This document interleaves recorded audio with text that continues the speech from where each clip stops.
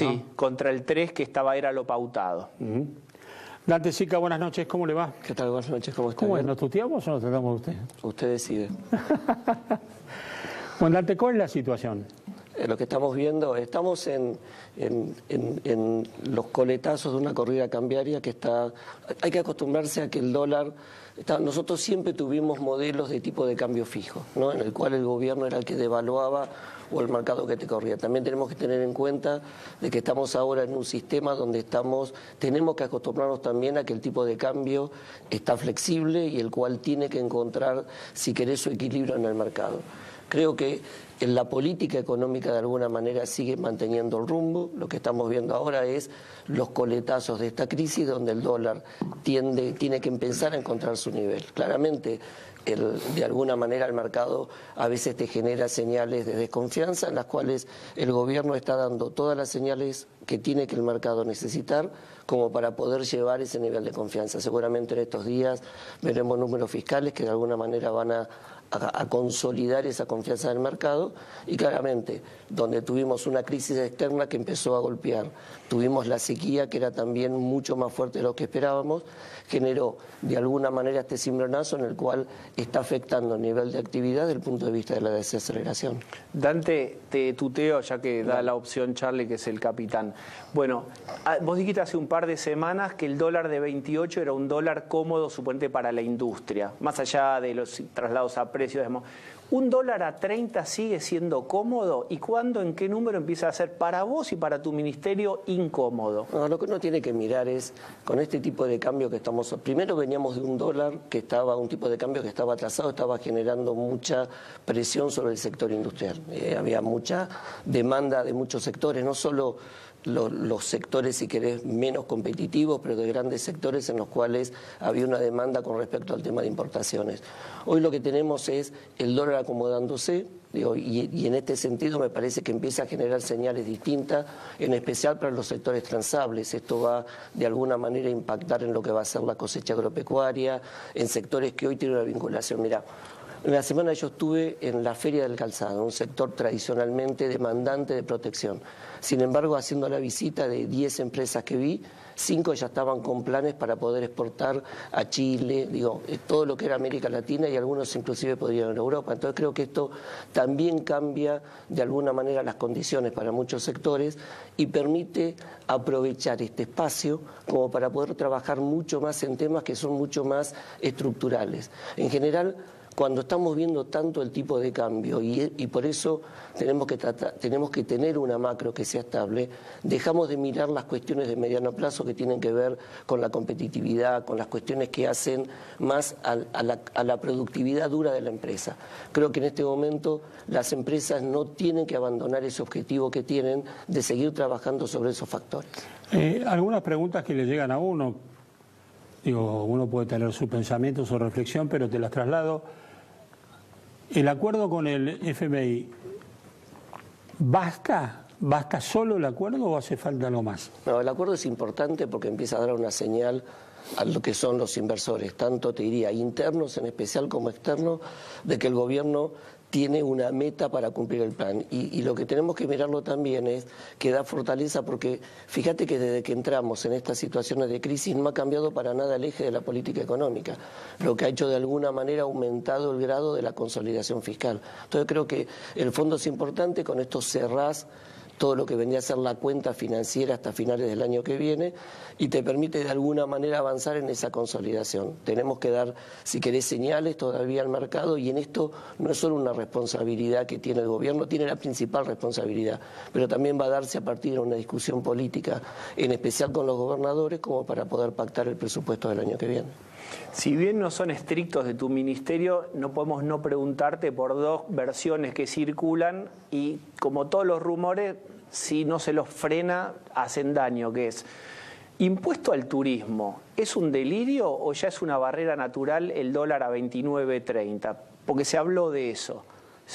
Y después ponerle freno a la baja de retenciones.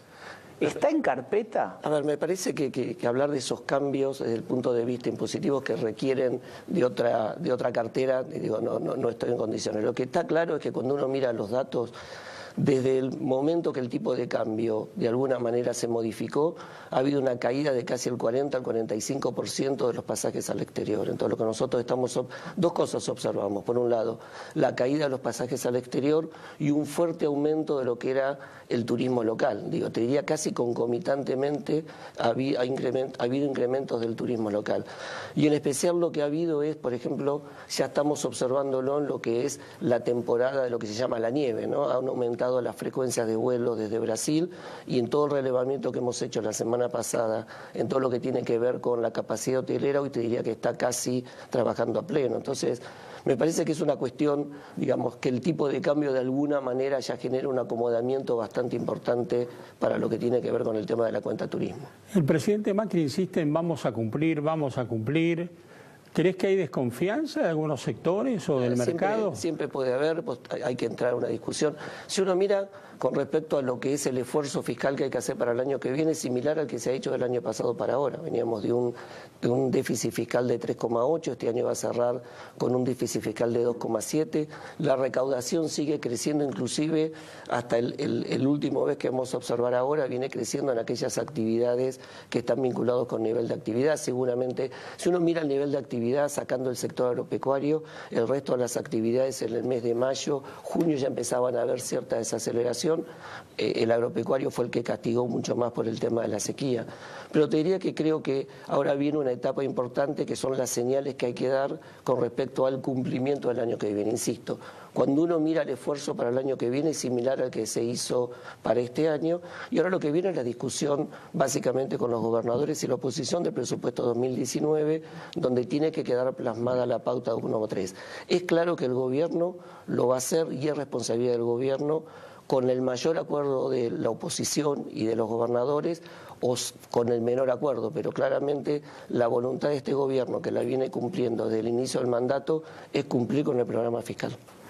¿Es real que, otra versión, que en esta negociación los gobernadores pidieron cierto relajamiento del pacto fiscal que se firmó hace no tanto para poder recaudar más, como diciendo, vamos más despacito con esto, pues si somos muy estrictos en lo fiscal, nosotros necesitamos recaudar? No participo en las negociaciones directamente, uno tiene una caja de herramientas con lo cual puede llegar, si querés, a cumplir lo que es la restricción fiscal del año que viene.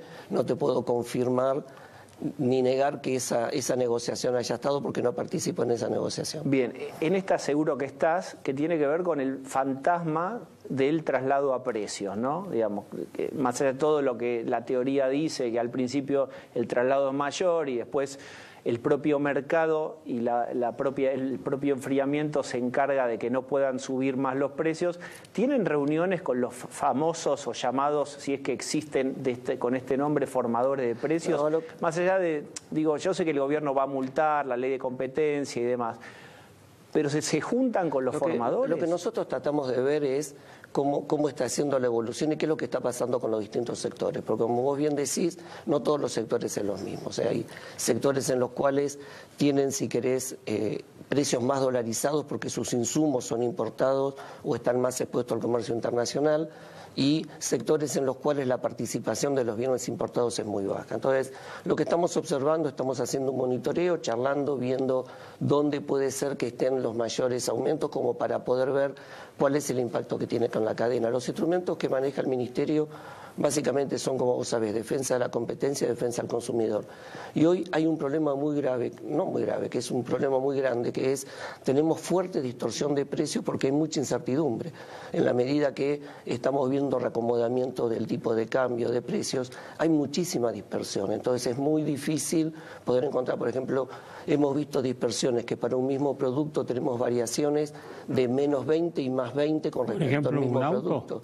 ¿O un auto, por ejemplo? En auto vos podés encontrar en un modelo 7 precios distintos en 7 concesionarias, porque está también el tema de cómo hacen la comisión, digo, las condiciones de mercado también te llevan. Entonces, hoy estamos ante si querés, tratando de dar o suministrar muchísima más información y trabajando sobre los temas de dispersión, y lo que estamos viendo haciendo un monitoreo cada una de las cadenas. ¿Con los alimentos pasa lo mismo? Da la sensación de que cuando uno mira, esta traslación va a ser mucho menor a devaluaciones anteriores. Cuanto más si querés más competencia tenés en la economía, estás teniendo menos traslación de precio. En general, las devaluaciones a un año tenían una traslación entre el 80 y el 100%. Nosotros estamos pensando que este año va a estar más cerca del 60%. Quizás a un año podemos ver una traslación, un pass-through mucho menor. Te preguntaba por los alimentos. ¿Hay dispersión de precios también? Sí, muchísimo. Muchísimo, en especial en todo lo que tiene que ver con la cadena farinácea, en aceites. Cuando vos mirás, tenés una dispersión que en alimentos supera más del 30%. Bien, combustibles aumentaron hoy mismo 5%, lo contaba Charlie hace un ratito. Por la carga de nafta. Claro, 5% también para el gasoil. Y estaba pautado el 3%. Si bien tampoco es tu ministerio, digamos, afecta directamente porque esto es una carga que seguramente se va a sumar en algún momento a precios. ¿Se van a juntar, digo, más allá que es de Iguacel? ¿Hay como una replanificación? Nosotros tenemos esta semana una reunión con Iguacel para ver cómo va a ser su cronograma básicamente en el ministerio y a partir de ahí vamos a ver cómo avanzamos. Bueno, la versión era en el sentido que el gobierno iba a prolongar el tema de los subsidios un año, con lo cual los aumentos de tarifas que vinieran este año, que van a venir, serían menores que los calculados por Aranguren, ¿no? Es eso lo que salió publicado. Y en definitiva, en la charla en off, la idea es decirle a las petroleras y a las compañías, muchachos, háganos, acompáñennos porque somos nosotros, o vuelve el Guillermo Morenismo, digamos, le van a sacar la sábana y le van a mostrar el fantasma y le van a decir cuánto va a valer tu compañía si vuelve un gobierno de otro signo. Veremos cuál es el resultado. No lo veo acá al amigo como Guillermo Moreno. Nosotros tenemos que basarnos en las leyes y en las reglas en las cuales el Ministerio trabaja. Creo que los sistemas de control de precios nunca han servido para poder dar una solución. Creo que el gobierno tiene un programa muy, si querés, directo con respecto a cuáles son las causas de la inflación y está avanzando en eso. Tenemos que trabajar sobre el déficit fiscal y la eliminación del financiamiento del Banco Central. Y después utilizar los instrumentos que nos da el marco legal que tiene que ver con defensa de la competencia para ver en aquellos sectores donde puede haber una posición dominante que no haya abuso de esa posición y que haya la mayor transparencia posible con respecto al consumidor. Y por otro lado ejercer todos los instrumentos que tenemos para proteger al consumidor en base a todas las cuestiones que puedan ser engañosas y en función de suministrarle toda la información posible, más en este momento que te insisto, la dispersión de precios es muy grande.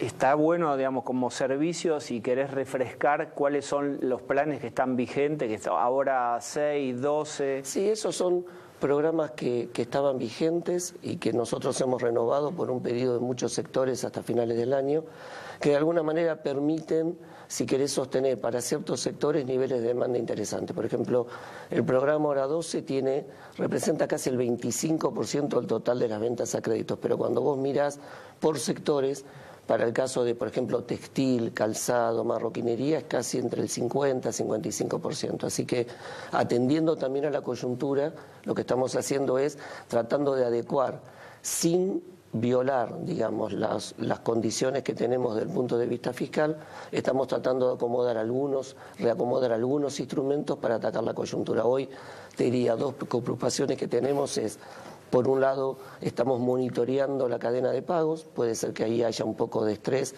en especial en lo que es la pequeña y mediana empresa, y también observando las cuestiones de este programa que para algunos sectores ha sido muy útil en lo que ha sido en los últimos años que se han utilizado. Ante una de tus primeras preocupaciones, y fue público, era el tema de las pymes, el tema de la cadena de pago, proteger esa cadena de pago.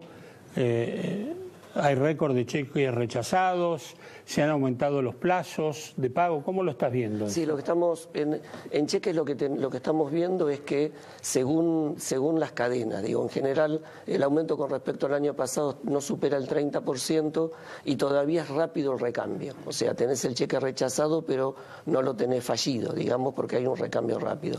Pero se empieza a notar el estiramiento de pagos y ahí hay dos cuestiones. Uno tiene que ver con la tasa y otro tiene que ver con la liquidez. Si aquellos que pueden pagar la tasa pueden acceder o si directamente no pueden pagar la tasa. Nosotros Para eso, por un lado, el Banco Central hizo algunos cambios regulatorios que permitieron dar un poco más de liquidez al mercado, en especial de la oferta de los bancos.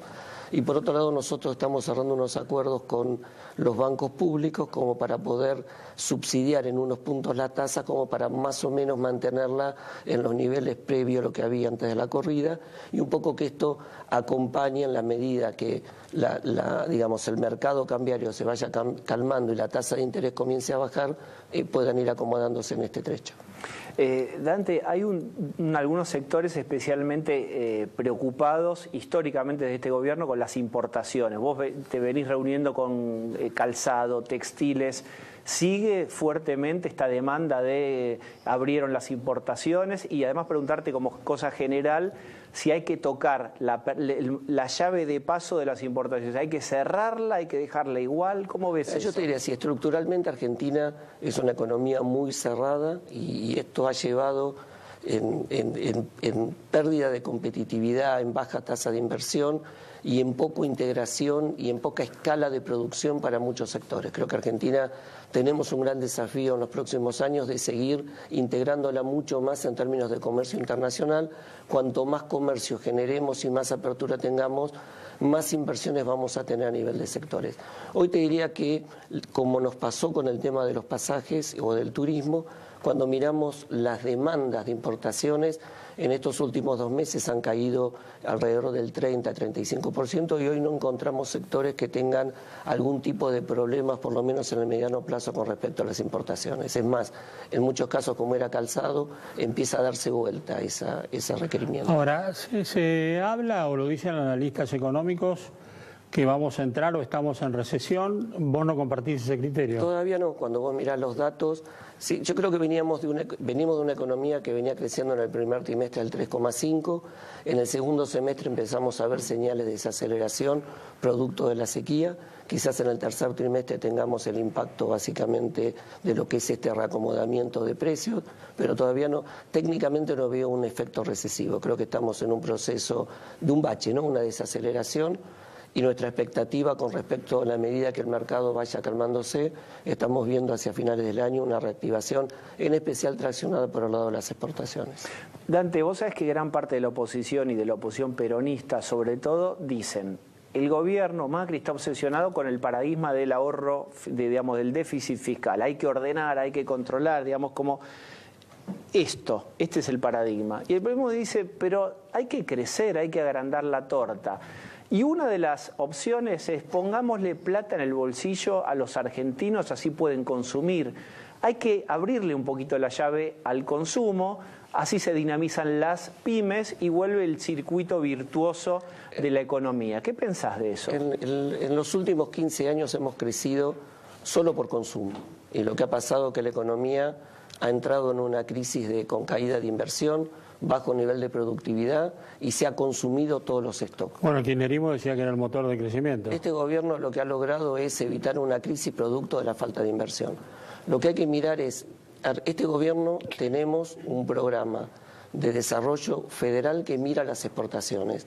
¿Y por qué es importante esto? Porque lo que tenemos que recrear es no solo crecer por consumo. Consumo claramente es importante, pero tiene que crecer por los factores, si querés, o los fundamentals reales, que tiene que ver con las mejoras de salario real, las mejoras que se dan en el nivel de empleo y las mejoras en la productividad.